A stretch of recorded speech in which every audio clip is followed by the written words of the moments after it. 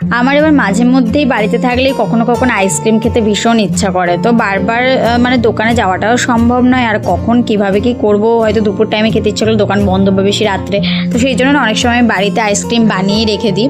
তো আজকে আমি কিভাবে কি বানিয়েছি সেটাই চলুন দেখিনি। আজকে বানিয়েছি কিন্তু আমি ব্রেড আইসক্রিম। তো ফার্স্টে নিয়ে নিয়েছি হাফ লিটার দুধ, তারপর এরকম একটা ব্রেড নিয়ে নিয়েছি। আপনারা যে কোনো চাইলে ব্রেড নিতে পারেন, এভাবে কুচি কুচি করে নেবেন।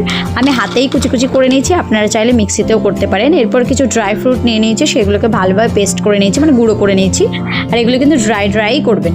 তারপর কড়াইয়ের মধ্যে দুধ বসিয়ে দিয়েছি, দিয়ে দিয়েছি সামান্য পরিমাণ এলাচ গুঁড়ো, তারপর দিয়ে দিয়েছি কাস্টার্ড পাউডার, যেটা আমি ঠান্ডা দুধের মধ্যে গুলে রেখেছিলাম সেটা দিয়ে দিলাম। তারপর দিয়ে দিচ্ছি একটু কনডেন্স মিল্ক, ভালোভাবে নেড়েচেড়ে নেব। তারপর দিয়ে দিচ্ছি ড্রাই ফ্রুট যেগুলো গুঁড়ো করে রেখেছিলাম সেটা দিয়ে দিলাম, পরিমাণ মতো চিনি দিয়ে দিলাম। ভালোভাবে নাড়াচাড়া করতে থাকবো। একটু যখন দুধটা ফুটে যাবে তখন যেগুলো ব্রেড গুঁড়ো করে রেখেছিলাম সেগুলোকে এরপর দিয়ে দেবো।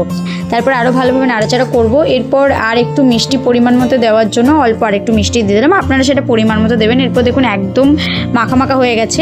এরপর এর মধ্যে আমি এক একে করে যে মাখা যেটা বানিয়ে রেখেছিলাম সেগুলো সমস্ত এর মধ্যে ভরে দেব। এটা কিন্তু আমি নিয়েছিলাম মিশো থেকে। তো যাই হোক, আপনারা যদি বলেন কমেন্টে তাহলে আমি লিঙ্কটা শেয়ার করে দিতে পারি। তারপর এভাবে ঢাকনাগুলো ঢেকে দেবো। এরপর মোটামুটি 6-7 ঘন্টা ফ্রিজের মধ্যে রেখে দিয়েছিলাম, ডিপ ফ্রিজে। এখন দেখুন কি সুন্দর ব্যাপারটা জমে গেছে একদম। তারপরে এভাবে হাতে করে এভাবে একটু নাড়িয়ে চাড়িয়ে নিয়ে দেখুন বের করে নিয়েছি। কি ভালো হয়েছে না দেখতে। এখন জানি না যে খেতে কেমন হবে, তার কারণ ফার্স্ট টাইম আমি ব্রেড আইসক্রিম বানালাম এবং ফার্স্ট টাইম আমি ব্রেড আইসক্রিম খাবো আর কি। এরপর যে একটুখানি ড্রাই ফ্রুট গুঁড়ো ছিল সেগুলো ওপর থেকে দিয়ে দিলাম যাতে দেখতে সুন্দর লাগে সেজন্য।